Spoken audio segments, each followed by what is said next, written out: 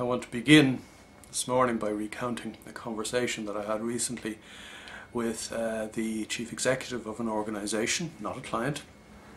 What goes between clients and I is between clients and myself. But this particular individual was working on a management off-site workshop. It was going to last 2 days.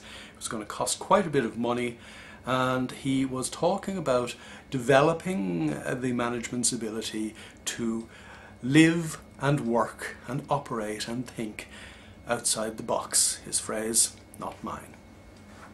He asked me would I do a 40-minute session after lunch to kind of jizz people up. And the first point I made to him was that I don't do entertainment. I know some of you think that these videos are entertaining from time to time. Indeed, I hope they are, but that's not the point of what I do. It's not to entertain. I'm not the funny act or the funny man. What he said to me then was that he had actually engaged, because this conversation took place over a couple of weeks, somebody to come in and evaluate the management's personality using colour coding. He said that his senior management had come up with a variety of ideas, including a boot camp and including paintball fighting. I said to him that he would be far better off having his management team shoot at each other with paintballs than actually have them evaluate their personality using colour codes. And that's the point I want to make in this video today.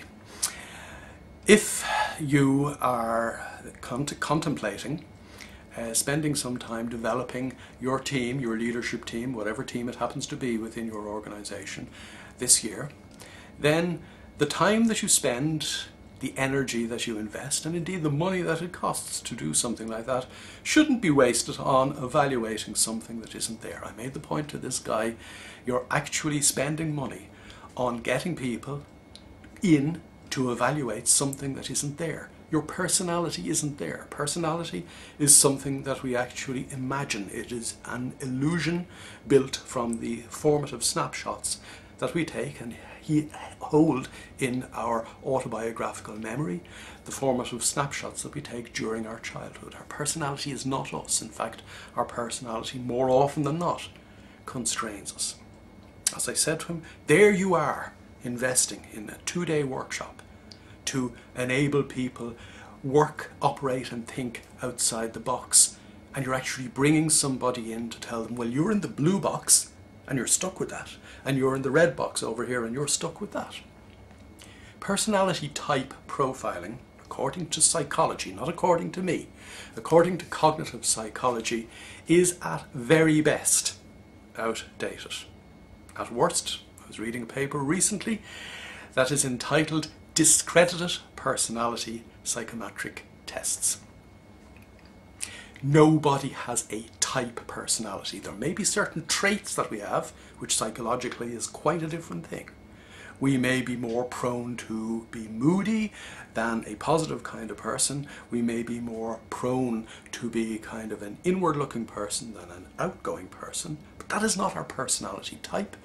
They are kind of the traits that we might have brought with us, or probably did bring with us, from childhood. Mindfulness enables us realize that there is no box. If one lives mindfully in the moment, if one is purposefully focused, and I use that phrase very deliberately, and those of you who looked at some of my videos in the past in relation to focus will know exactly what I'm talking about.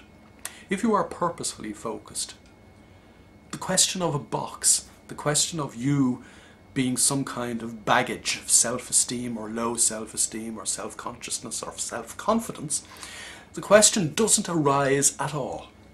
You simply do what needs to be done to the best of your ability to achieve the objectives you have set for yourself individually and for yourselves as a team. So if, back to the beginning, if you are considering actually investing in the development of your own team or your leadership team this year, please, please, please, please, please invest it in the right things. Invest it in developing focus, in developing mindfulness, in developing one's ability to be all here, and in being all here, developing one's ability to motivate and inspire others.